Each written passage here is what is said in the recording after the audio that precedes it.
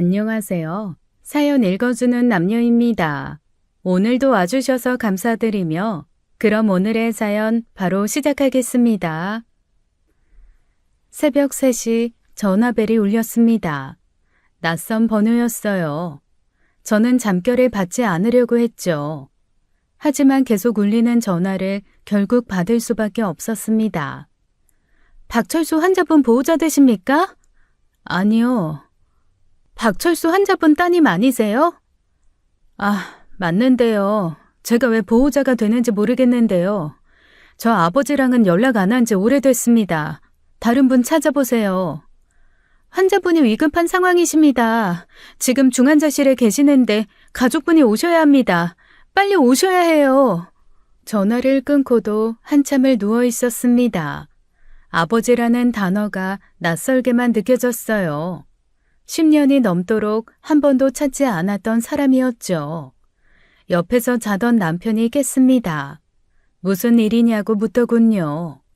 저는 담담하게 아버지가 병원에 있다고 말했습니다. 아버님이? 지금 당장 가봐야지. 괜찮아? 얼굴이 너무 창백한데.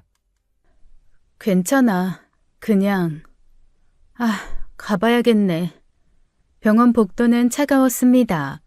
소독약 냄새가 코를 찔렀어요. 중환자실 유리문 너머로 아버지가 보였죠. 온몸에 기계가 연결되어 있었습니다. 의식도 없어 보였어요. 저는 그저 멀리서 바라보기만 했습니다. 의사가 다가왔어요. 젊은 의사였어요. 피곤해 보이는 얼굴로 차트를 들고 있었죠. 보호자분 맞으시죠? 환자분 댁에서 화재가 발생했습니다. 유독가스를 너무 많이 흡입하셔서 뇌 손상이 심각한 상태예요. 지금 산소 호흡기로 겨우 버티고 계신 상황입니다. 그렇군요. 혹시 다른 가족분들도 연락해야 하는지 상황이 좋지 않으십니다. 오늘 밤이 고비가 될 것 같아요. 남편이 제 손을 잡았습니다. 따뜻한 손이었지만 저는 아무것도 느낄 수 없었어요. 그저 유리문 너머 아버지를 바라볼 뿐이었죠. 정말 괜찮아? 너무 힘들면 잠시 밖에 나가 있을까? 아니야, 괜찮아. 저는 정말 괜찮았습니다. 슬프지도 아프지도 않았어요. 마치 남의 일을 보는 것처럼 무덤덤했죠. 의사가 또 다른 설명을 이어갔습니다. 회복 가능성이 거의 없다는 이야기였어요. 저는 묵묵히 고개만 끄덕였습니다. 그때 심전도 기계의 알림이 울렸어요. 의료진이 황급히 뛰어들어갔어요. 저는 여전히 그 자리에 서 있었죠. 서영아, 손이 너무 차다. 정말 괜찮은 거야? 그래도 당신 아버님이잖아. 몰라. 아무것도 안 느껴져. 그냥 아무것도. 남편이 저를 걱정스럽게 바라봤습니다. 하지만 저는 정말 아무것도 느끼지 못했어요. 그저 빈 껍데기처럼 서 있을 뿐이었습니다. 의료진이 분주하게 움직였습니다. 저는 그 광경을 멍하니 지켜봤죠. 마치 TV 속 한 장면처럼 느껴졌습니다. 저기 누워있는 사람이 제 아버지라는 게 실감이 나지 않았어요. 그저 낯선 노인일 뿐이었습니다. 대기실 의자가 차가웠어요. 플라스틱 의자에 앉아 저는 천장을 올려다봤어요. 형광등 불빛이 흐릿하게 번졌죠. 제 오른손이 저절로 귀를 만졌습니다. 오른쪽 귀였어요. 아무 소리도 들리지 않는 이 귀였습니다. 15살 겨울이었어요. 시험에서 80점을 받았다는 이유였어요.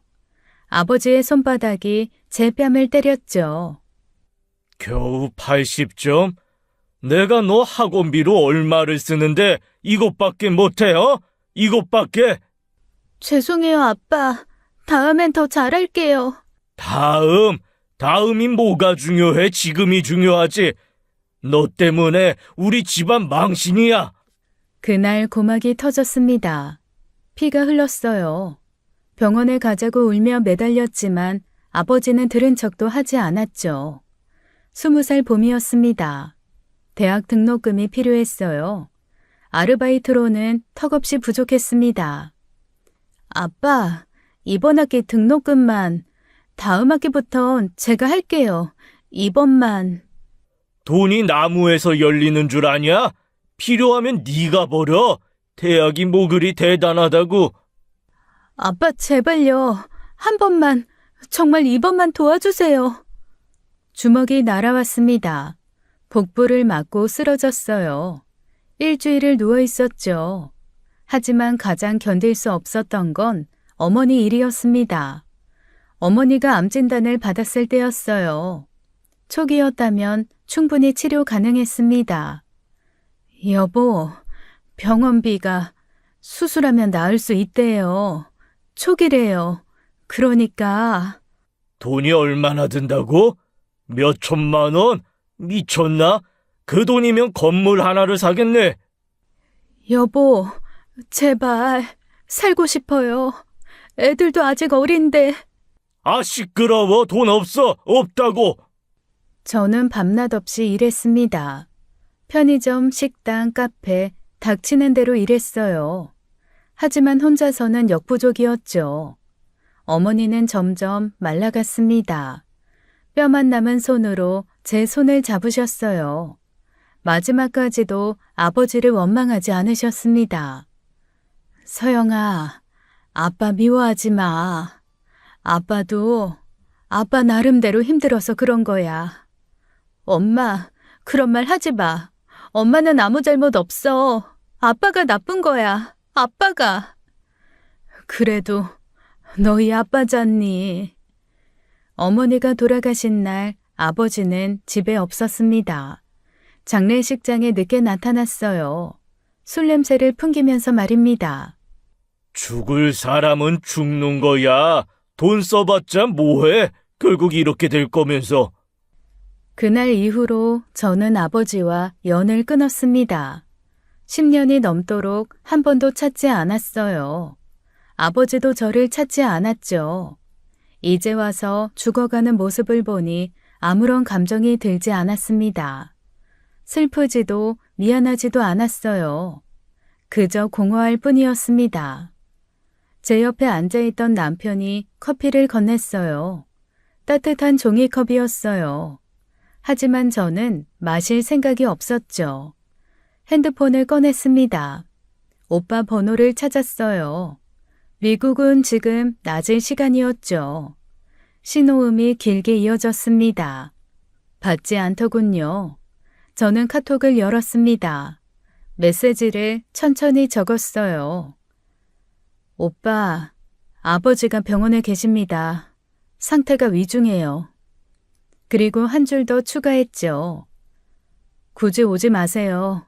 제가 지켜보겠습니다. 메시지를 보내고 고개를 들었습니다. 그때였어요. 의료진이 갑자기 뛰기 시작했습니다. 환자분 심정지, 빨리 CPR 준비해요. 에피네프린 준비. 제세동기 가져와 빨리. 중환자실이 순식간에 전쟁터가 되었습니다. 의사들이 아버지 가슴을 압박했어요. 전기 충격도 여러 번 가했죠. 1시간이었습니다. 정확히 1시간 동안 그들은 포기하지 않았어요. 하지만 심전도는 평평한 선을 그렸습니다. 의사가 시계를 보았어요. 그리고 천천히 걸어 나왔어요. 마스크 너머로 지친 눈이 보였죠. 보호자님, 정말 죄송합니다. 최선을 다했지만 오전 4시 47분 사망 선고합니다.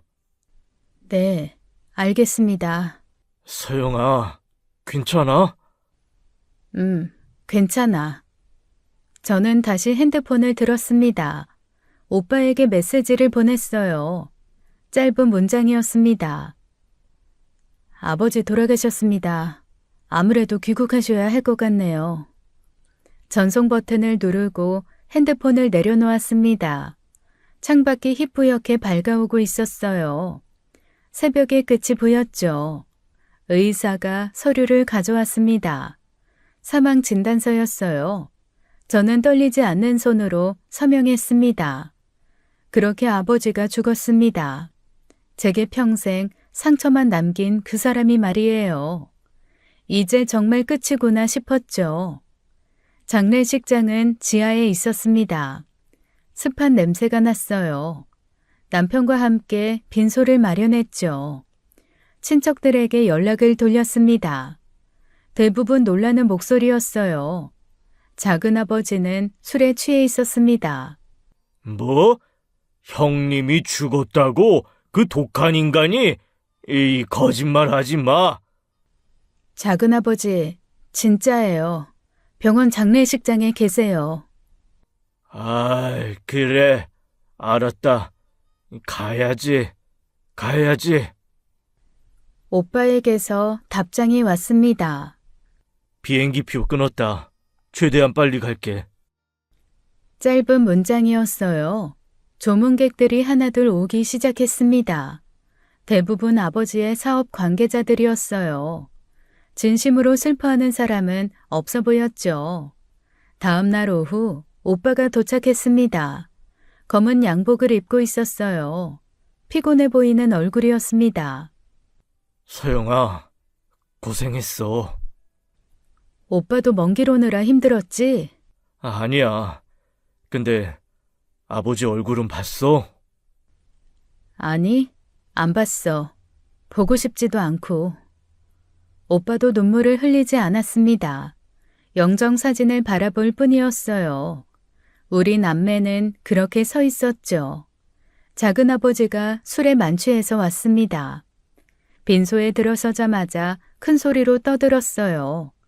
사람들이 수군거리기 시작했습니다. 그 많은 돈 다 못 쓰고 갔네.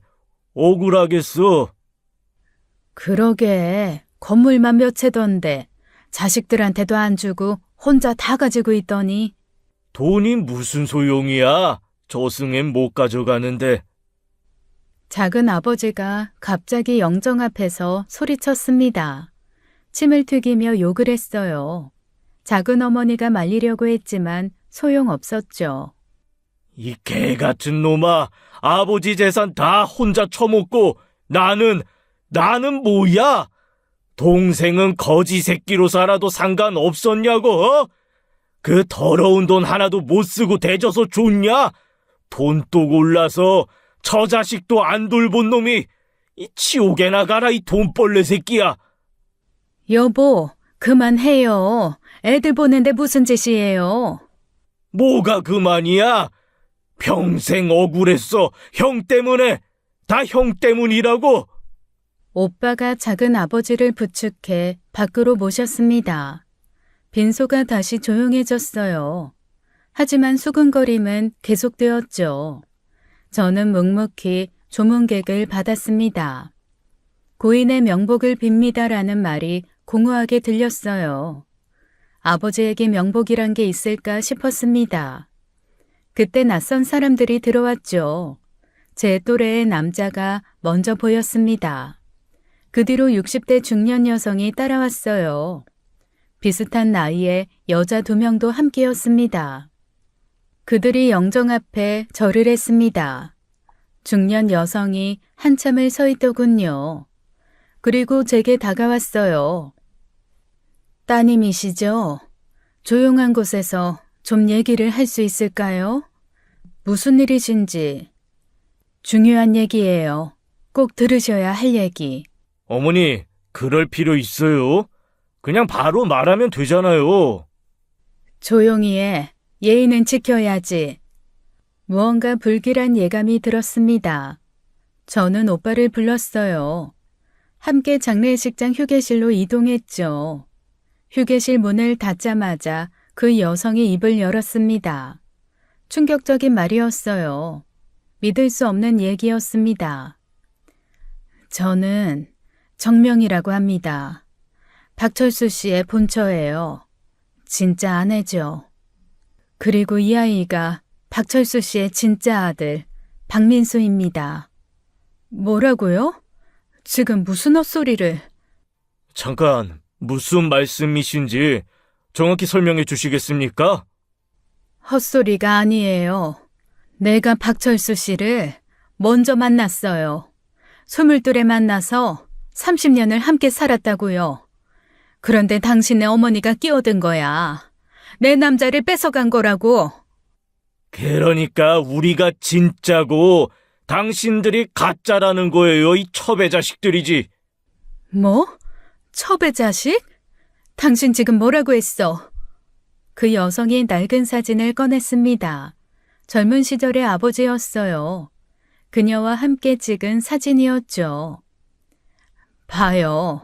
이게 증거예요. 내가 본 척고 당신들이 첩의 자식이라니까? 우리 아들이 장남이고 그래서 모든 재산은 우리가 받아야 해요. 미쳤어요? 우리 어머니가 정식으로 혼인신고된 배우자였어요. 무슨 개소리를. 혼인신고? 종이 한 장이 뭐가 중요해요? 실제로 먼저 만나고 먼저 아이 낳은 게 우리라고요. 그래서 원하는 게 뭡니까?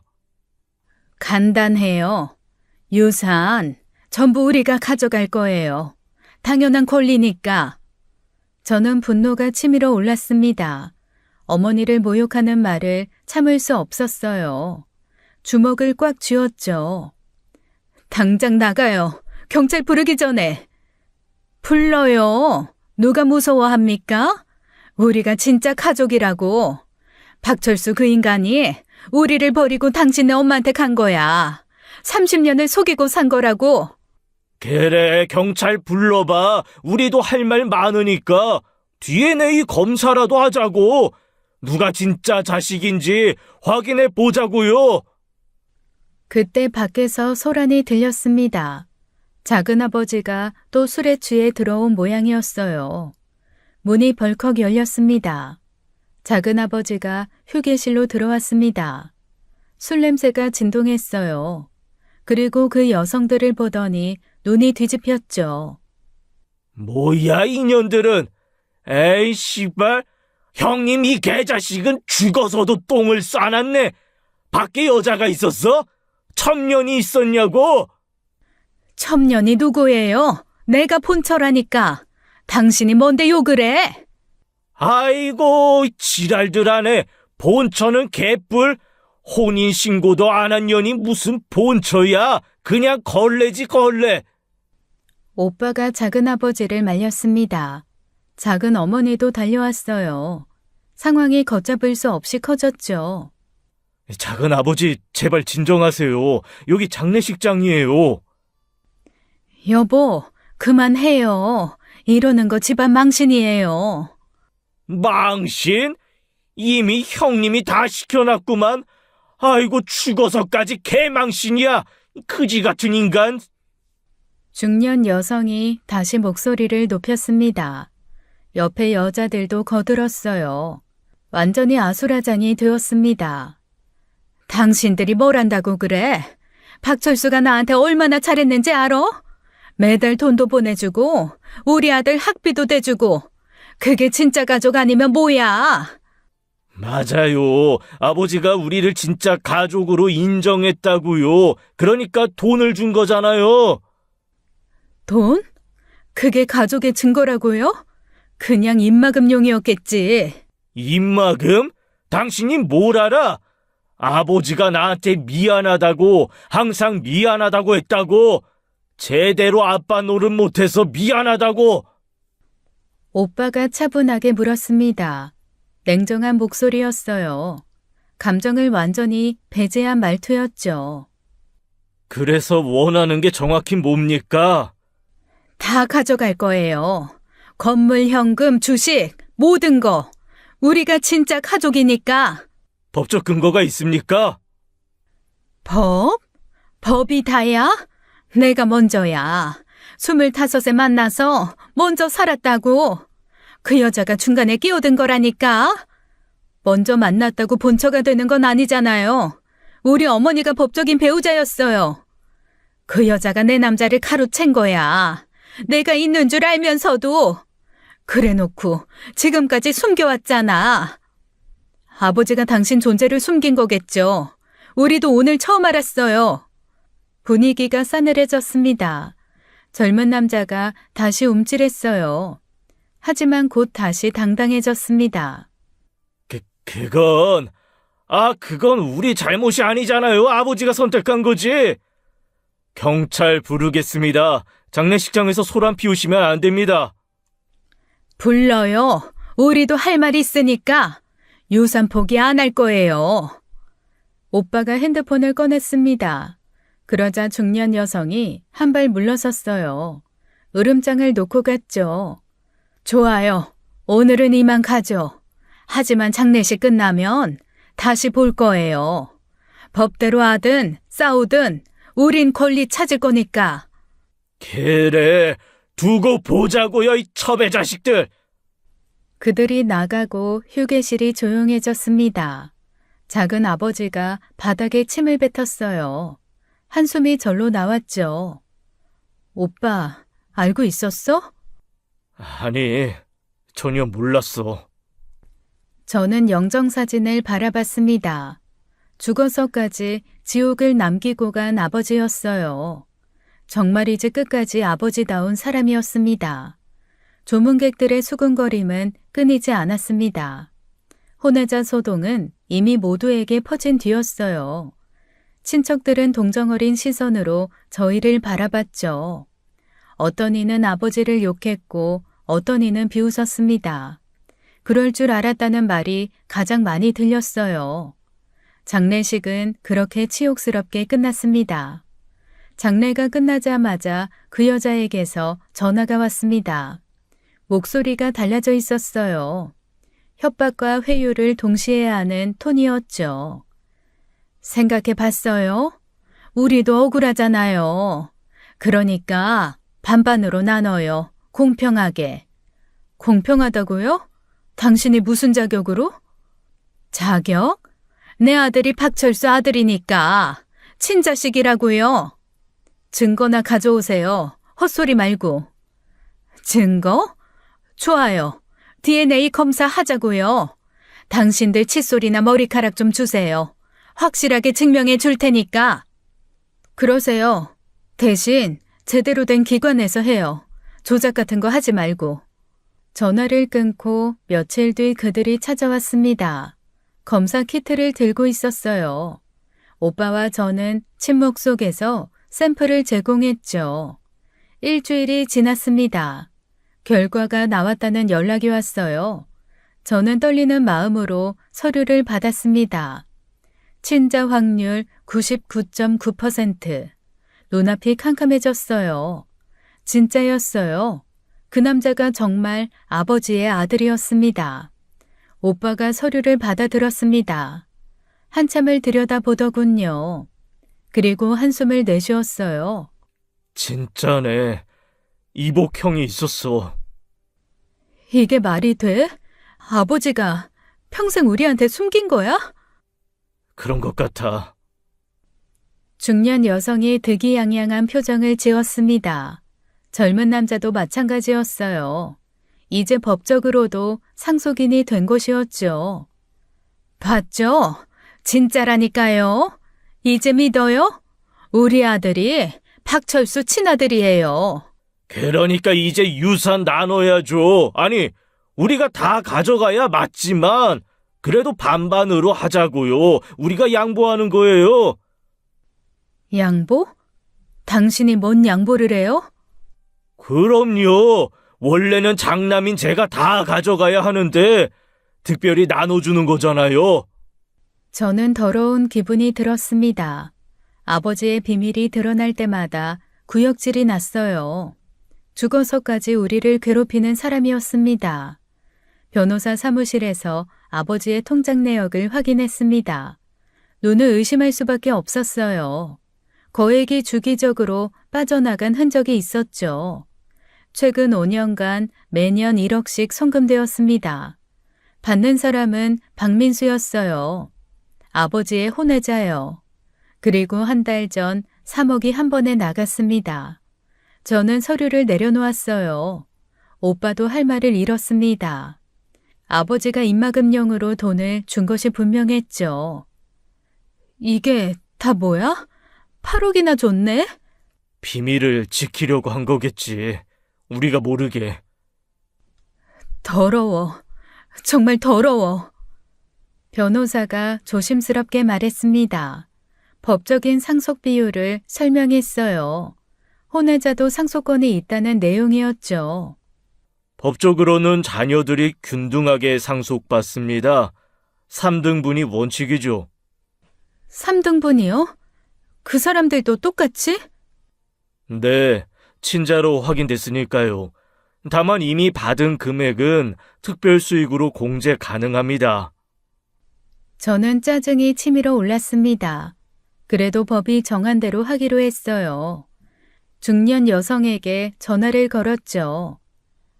법대로 하겠습니다. 3등분해서 각자 받으세요. 대신 그동안 받아간 8억은 빼고 계산할 거예요. 뭐? 3등분? 우리 아들이 장남인데 다 우리 거야. 장남이든 뭐든 법은 균등 상속이에요. 그리고 이미 8억이나 받아가셨잖아요. 그건 박철수가 준 거예요.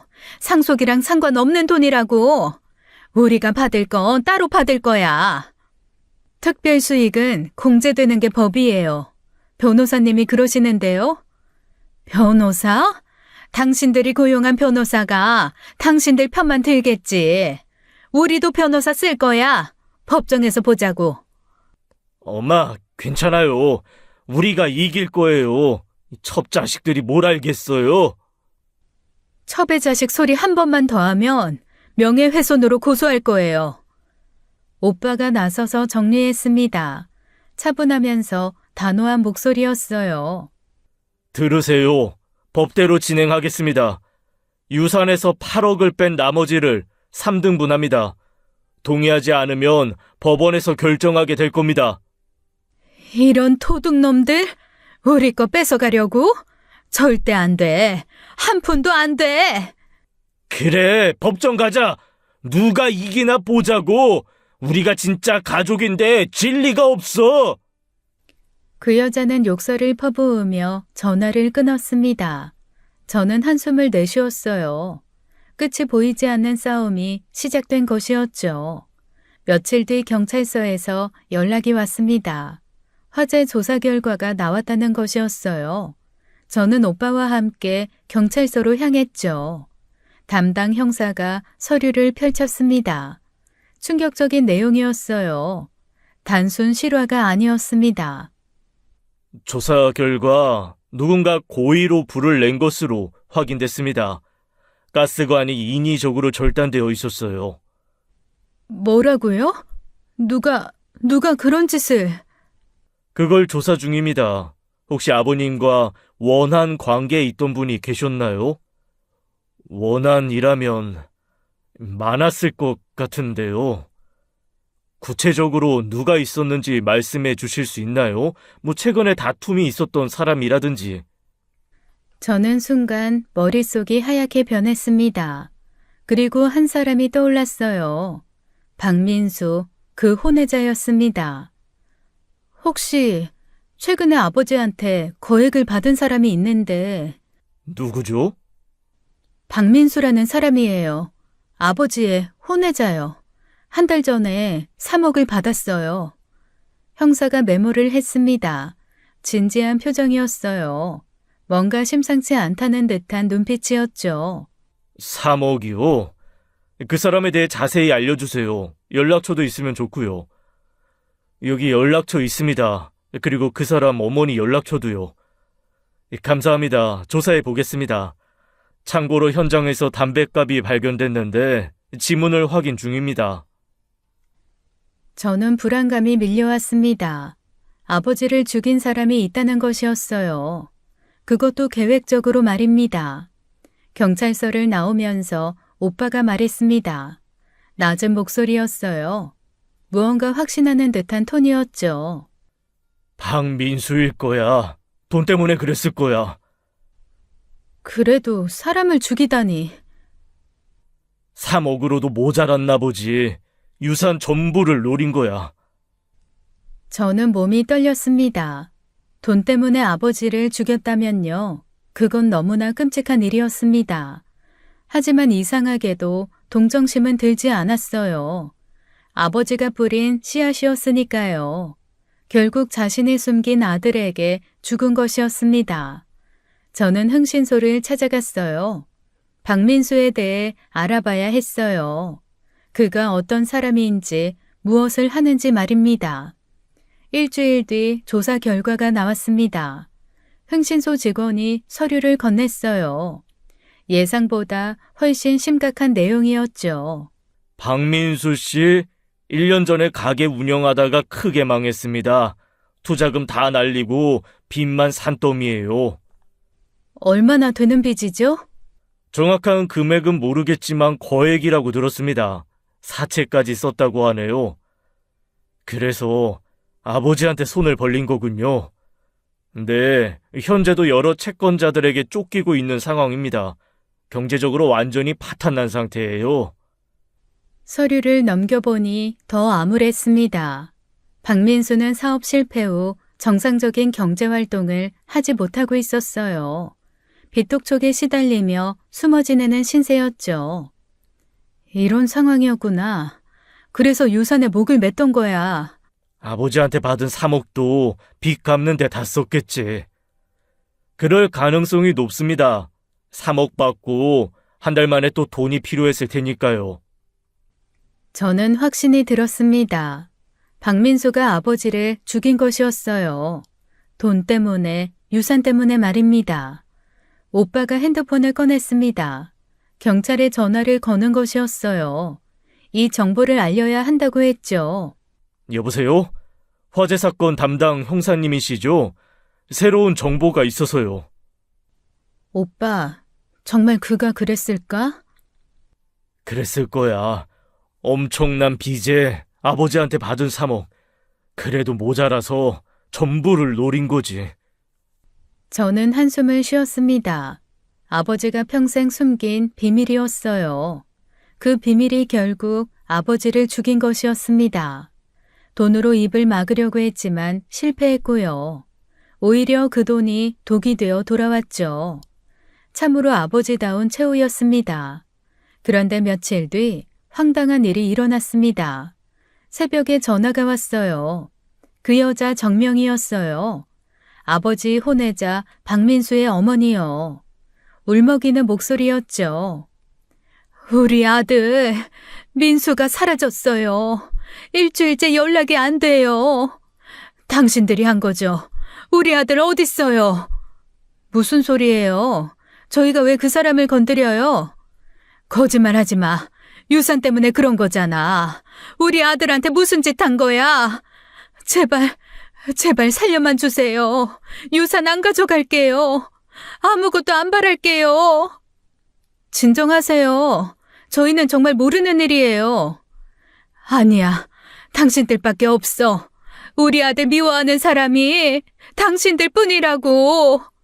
경찰한테 다 말할 거야. 당신들이 납치했다고. 전화를 끊었지만 불안했습니다. 정말 실종된 것인지 아니면 연기인지요. 오빠에게 연락했더니 오빠도 당황했어요. 박민수가 실종됐다고? 진짜일까? 모르겠어. 그런데 왜 우리한테? 유산 때문이겠지. 우리가 해친 줄 아는 거야. 그날 오후 정명이가 우리 집까지 찾아왔습니다. 초인종을 미친 듯이 눌렀어요. 문 밖에서 울부짖었죠. 나와요. 우리 아들 돌려줘요. 민수 어딨어요? 죽이지만 말아줘요. 제발. 아주머니, 진정하세요. 저희가 아니라고요. 계속 이렇게 소란 부리시면 경찰 부를 거예요? 불러요. 나도 신고할 거니까. 당신들이 우리 아들 납치했다고. 살인범들. 소영아, 경찰 불러. 유산 다 줄게요. 한 푼도 안 가져갈게요. 그러니까 제발 우리 민수만 살려줘요. 그 애가 무슨 죄가 있어요. 다 내 욕심이었어요. 현관문 앞에 주저앉아 울고 있었습니다. 이웃들이 나와서 구경했어요. 정말 난감한 상황이었죠. 아주머니, 저희는 정말 모르는 일이에요. 실종 신고는 하셨어요? 했어요. 다 했다고요. 근데 경찰이 뭐래요? 성인 남자가 사라진 건 별로 신경도 안 써요. 당신들이 뭔가 한 거 맞죠? 돈 때문에, 그 더러운 돈 때문에. 저희 진짜 아니에요. 오히려 박민수 씨가 아버지를... 뭐? 우리 아들이 뭘 어쨌다고? 우리 아들 그런 애 아니야. 착한 애라고. 남편이 경찰에 신고했습니다. 순찰차가 도착했어요. 경찰이 그 여자를 진정시키려고 했죠. 일단 진정하시고요. 무슨 일인지 차근차근 설명해 주세요. 우리 아들이 사라졌어요. 이 사람들이 분명히 유산 때문에 내 아들을... 아이고 민수야. 실종 신고는 하셨다고요? 그럼 저희가 찾아볼 테니 일단 댁으로 가시죠. 그 여자는 결국 경찰과 함께 떠났습니다. 하지만 불길한 예감이 들었어요. 박민수가 정말 사라진 것이었을까요? 대체 왜요? 누가요? 다음 날 저는 아버지가 살던 집으로 향했습니다. 한적한 전원주택이었어요. 대학 때 집을 나온 후 처음 가는 길이었죠. 검게 그을린 집이 보였습니다. 지붕은 반쯤 무너져 있었어요. 벽은 숯처럼 까맣게 변해 있었습니다. 현관문을 밀고 들어갔습니다. 타는 냄새가 아직도 났어요. 발걸음마다 재가 날렸죠. 거실은 완전히 타버렸습니다. 가구의 흔적만 겨우 남아 있었어요.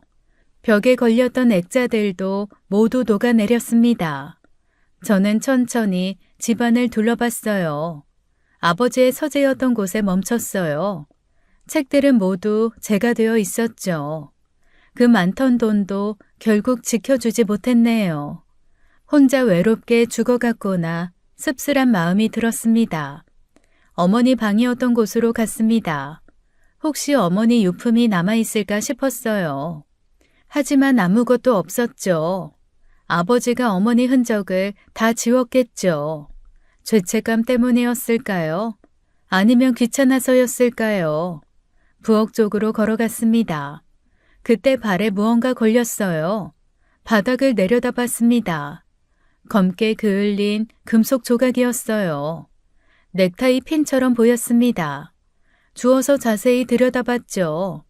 순간 몸이 굳어버렸습니다. 손이 떨렸어요. 숨이 막히는 것 같았어요. 이게 왜 여기 있는 거죠? 말이 안 되는 일이었어요. 있을 수 없는 일이었습니다. 주머니에 넣고 집을 나왔습니다. 다리가 후들거렸어요. 머릿속이 텅 비어버린 것 같았죠. 아니야, 착각일 거야. 그럴 리가 없어요. 하지만 내 눈은 틀리지 않았습니다. 며칠 뒤 저는 오빠를 불렀습니다. 카페에서 만나기로 했어요. 오빠가 먼저 도착해 있었습니다. 피곤해 보이는 얼굴이었어요. 커피를 마시며 기다리고 있었습니다. 서영아, 무슨 일이야? 급하게 보자고 해서. 오빠, 미국 사업 어때? 잘 되고 있어? 갑자기 그건 왜? 뭐 좀 어려워. 자금이 부족해서 말이야. 그래서 말인데 서영아, 아버지 유산 좀 포기해 줄 수 없을까 싶어서. 그래? 얼마나 필요한데? 최소한 5억은 있어야 해. 투자자들이 기다리고 있거든. 이번에 못하면 완전히 망해. 저는 천천히 숨을 고르고 물었습니다. 떨리는 목소리를 억지로 눌렀어요. 최대한 자연스럽게 말하려고 했죠. 오빠, 한 가지만 솔직하게 대답해줘. 그럼 유산 포기할게. 뭐야, 갑자기 무슨... 오빠, 한국에 언제 왔어? 그야 너한테 연락받고 바로 왔지. 아버지 돌아가셨다고 해서. 거짓말이었습니다. 흥신소를 통해 이미 확인했어요. 오빠는 화재 이틀 전에 입국했습니다. 정말이야? 아버지 돌아가신 다음에 온 거 맞아? 당연하지. 내가 왜 거짓말을 해. 비행기 표도 있어. 필요하면 보여줄게. 그래, 알았어. 오빠의 눈이 흔들렸습니다. 잠깐이었지만 분명히 봤어요. 불안한 눈빛이었죠. 서영아, 왜 그런 걸 물어? 무슨 일 있어? 아니야, 그냥. 혹시 아버지 만난 적 있나 싶어서. 만날 리가 있나? 10년 넘게 연락도 안 했는데. 또 거짓말이었습니다. 제 가슴이 무너져 내렸어요. 믿고 싶었는데, 정말 믿고 싶었는데요. 그래, 알았어. 요산 포기할게. 오빠가 다 가져. 정말? 서영아, 고마워. 정말 고마워. 오빠가 안도의 한숨을 쉬었습니다. 그리고 웃었어요. 그 웃음이 낯설게 느껴졌죠. 저는 주머니에서 넥타이 핀을 꺼냈습니다. 테이블 위에 올려놓았어요. 오빠의 얼굴이 순간 창백해졌죠. 오빠, 이거 알아? 이게 뭔데? 내가 오빠 생일에 준 넥타이 핀이야. 뒷면에 이니셜도 새겨져 있어. JHP, 박준혁. 오빠의 손이 떨렸습니다. 커피잔을 놓치고 말았어요. 테이블에 커피가 쏟아졌죠. 이게 어디서? 아버지 집에서 주웠어. 불탄 집 안에서. 오빠, 거기 있었지? 화재 전에 아버지 만났지? 서영아, 그게 아니라. 제발 진실을 말해줘. 오빠가 그런 사람 아니잖아. 내가 아는 오빠는 그런 사람 아니야. 저는 어릴 때를 떠올렸습니다. 아버지가 저를 때릴 때마다 막아섰던 오빠였어요. 대신 맞으면서도 저를 지켜줬죠. 어머니가 돌아가신 후에도 그랬습니다. 대학 등록금을 벌어다 준 것도 오빠였어요. 아버지 역할을 대신했던 사람이었습니다. 오빠가 날 때리던 아버지 막아줬잖아. 서영이는 내가 지킬 거야 라고 했잖아. 그때 오빠 팔 부러졌었는데도 기억나? 서영아. 엄마 장례식 때도 오빠가 다 했어. 19살에. 아버지는 술만 마시고 있었는데 오빠가 없었으면 난 못 버텼을 거야. 오빠의 눈에서 눈물이 흘렀습니다. 고개를 숙였어요. 떨리는 손으로 넥타이 핀을 집어들었죠. 경찰도 조사하고 있어. CCTV도 확인할 거고. 결국 다 밝혀질 거야. 그 전에 오빠가 직접 말해줘. 제발. 미안해. 정말 미안해. 서영아. 뭐가 미안한데? 오빠, 무슨 일이 있었던 거야? 오빠가 입을 열었습니다. 떨리는 목소리였어요. 참았던 이야기가 터져 나왔죠. 지훈이가 내 아들이 죽어가고 있어. 재생불량성 빈혈이야. 골수 이식이 필요한데 수술비가 5억이야. 보험도 안 되고 시간도 없어. 뭐? 지훈이가? 언제부터? 3달 전부터야. 갑자기 쓰러져서 의사가 빨리 수술 안 하면 6개월도 못 버틴대. 감염으로 죽을 수 있다고. 오빠가 흐느꼈습니다. 어깨가 들썩였어요. 처음 보는 오빠의 모습이었죠. 맞아. 사실 아버지한테 갔어. 무릎 꿇고 빌었어. 제발 돈 좀 빌려달라고. 갚을 테니 제발 지훈이만 살려달라고. 근데 아버지가 거절했구나. 오빠는 아버지 집을 찾아갔다고 했습니다. 2번이나 초인종을 눌렀어요. 아버지가 문을 열었죠. 네가 여긴 왜 왔어? 아버지, 할 얘기가 있어서 왔습니다. 할 얘기? 네가 나랑 무슨 할 얘기가 뭐가 있다고? 지훈이가 아버지 손자가 많이 아픕니다. 재생불량성 빈혈이에요. 골수이식 수술을 해야 하는데 그래서 수술비가 5억이 필요합니다. 제발 좀 빌려주세요. 꼭 갚을게요. 사업 정리해서라도 갚을 테니. 아버지가 코웃음을 쳤다고 합니다. 아버지 제발요. 지훈이가 죽어가고 있어요. 6개월도 못 버틴대요. 제발 한 번만. 손자잖아요. 손자? 내가 언제 손자 있다고? 네 새끼 죽든 말든 내 알 바 아니야. 아버지, 어떻게 그런 말을... 제발요. 제가 이렇게 무릎 꿇을게요. 평생 은혜 갚으며 살게요. 꺼져. 한 푼도 안 줘. 네가 날 아버지 취급이나 했어.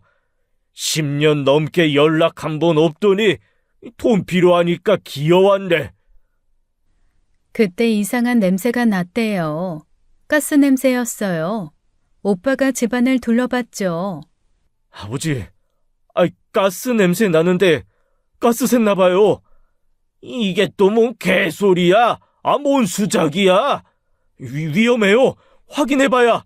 시끄러워. 네가 상관할 일 아니야. 당장 꺼져. 아버지가 담배를 꺼냈다고 합니다. 라이터를 찾으면서요. 오빠가 급하게 말렸어요. 아버지 안 돼요. 가스 샜는데 불 켜면. 닥쳐. 내 집에서 내가 담배 피우는데 네가 뭔데 참견이야? 아버지가 라이터를 켰습니다. 그 순간이었어요. 폭발이 일어났습니다. 오빠는 문 밖으로 튕겨져 나갔습니다. 불길이 치솟았어요. 아버지는 집 안에 갇혔죠. 오빠가 일어나려고 했지만 몸이 움직이지 않았대요. 머리에서 피가 흘렀고요. 의식이 흐릿해졌죠. 그때 아버지의 비명이 들렸답니다. 살려달라는 소리였어요. 하지만 오빠는 움직일 수 없었습니다. 움직이고 싶지 않았대요.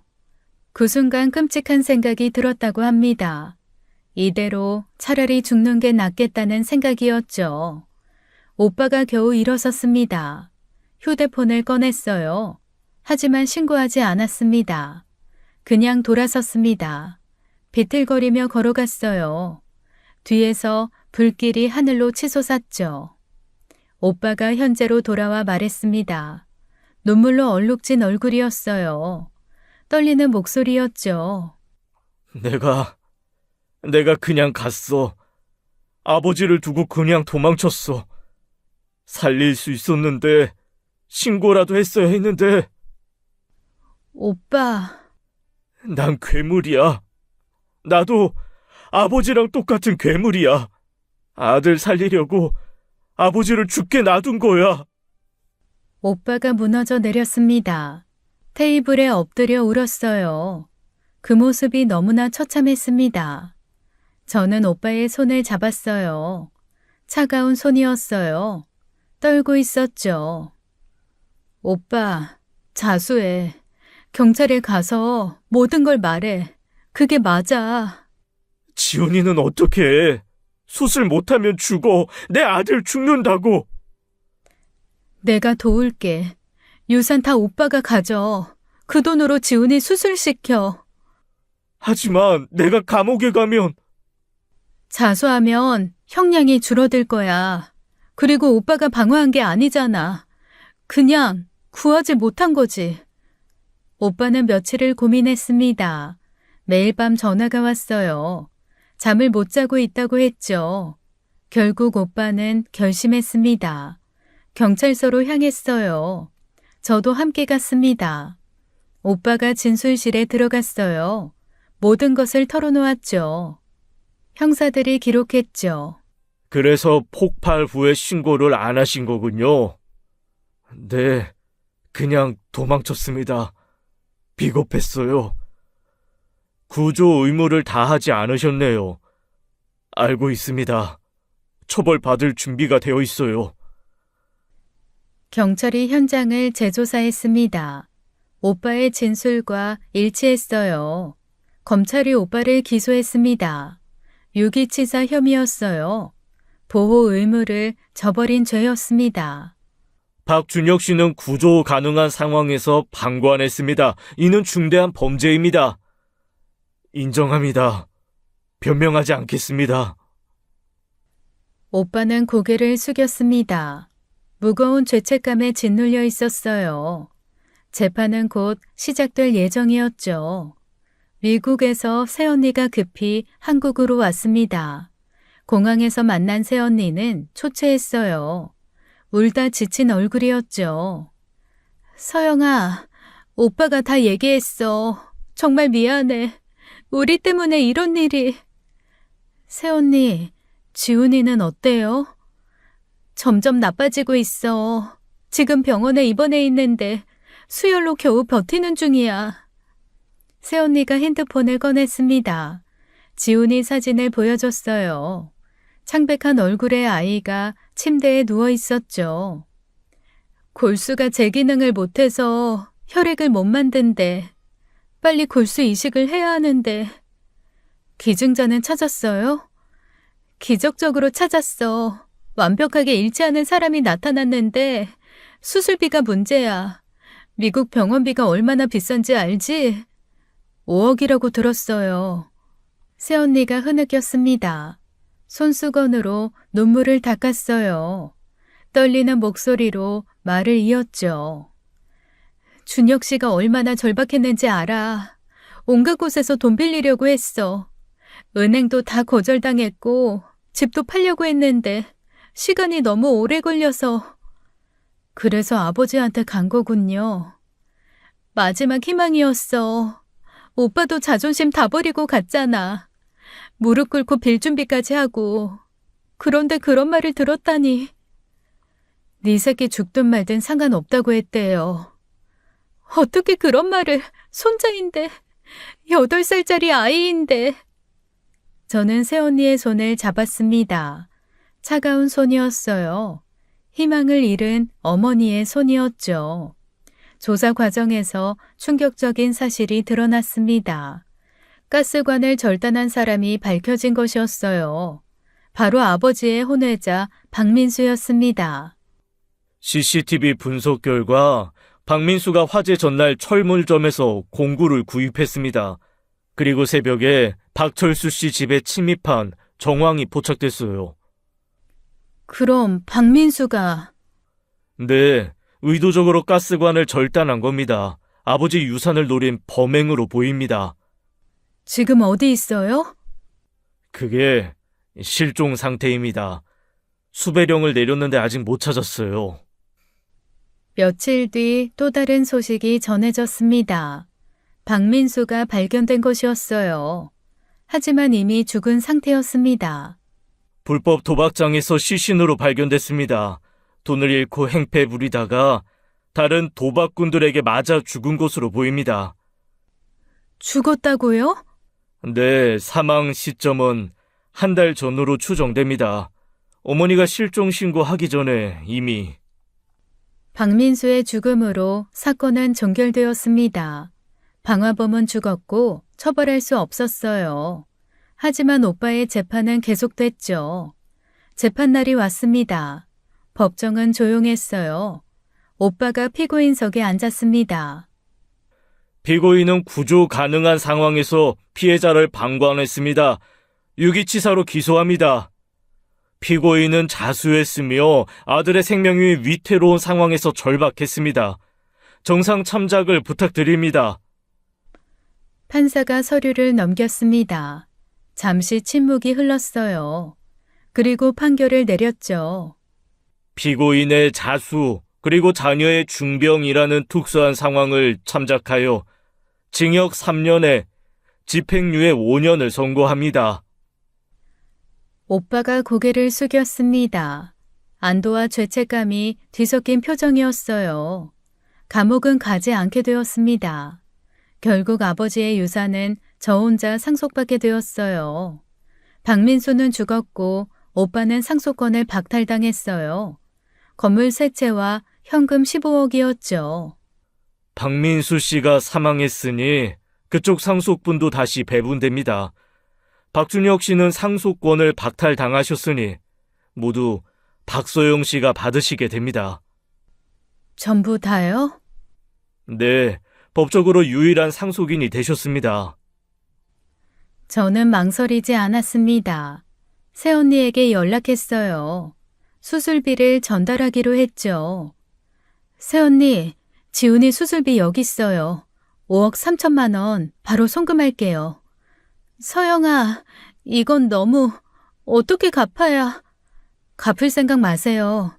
지훈이가 건강해지는 게 제일 중요해요. 새언니가 울음을 터뜨렸습니다. 감사하다는 말을 반복했어요. 지훈이는 곧 수술을 받을 수 있게 되었죠. 지훈이의 수술은 성공적이었습니다. 골수 이식 후 회복도 순조로웠어요. 3달 만에 퇴원했죠. 오빠는 집행유예 기간 동안 성실히 살았습니다. 매주 아버지가 있는 납골당을 찾아갔어요. 용서를 구하는 것인지 원망하는 것인지는 모르겠습니다. 정명이는 아들의 죽음 후 정신을 놓았다고 들었습니다. 요양원에 들어갔다는 소문이 있었어요. 더 이상 우리를 찾아오지 않았죠. 저는 아버지가 남긴 건물들을 모두 처분했습니다. 그 돈으로 소년소녀가장 돕는 재단을 만들었어요. 아버지가 평생 움켜쥐던 돈이 누군가의 희망이 되기를 바랐습니다. 어느 날 오빠가 제게 말했어요. 서영아, 내가 아버지를 미워했는데 결국 나도 아버지와 같은 선택을 한 거야. 내 가족만 생각하고 다른 사람의 생명은 외면한 거지. 오빠는 달라. 최소한 죄책감은 느끼잖아. 아버지는 끝까지 그런 게 없었어. 사람은 누구나 실수를 해.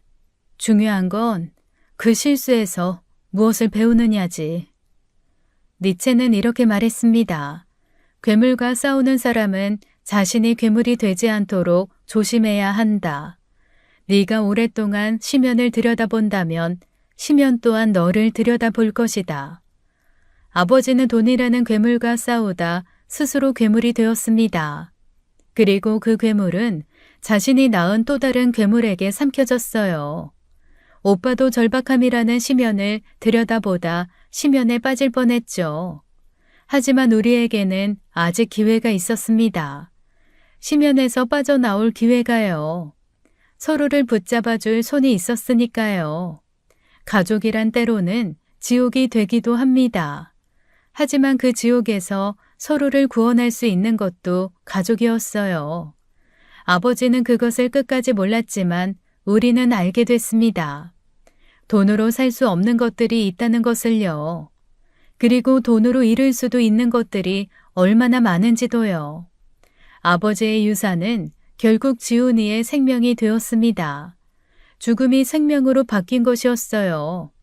어쩌면 그것이 아버지가 평생 할 수 없었던 유일한 선행이었을지도 모릅니다. 비록 아버지의 의도는 아니었지만 말이에요. 지금까지 사연 읽어주는 남녀였습니다. 끝까지 시청해주신 여러분 감사드리며 저희는 다음 사연으로 돌아올게요. 감사합니다.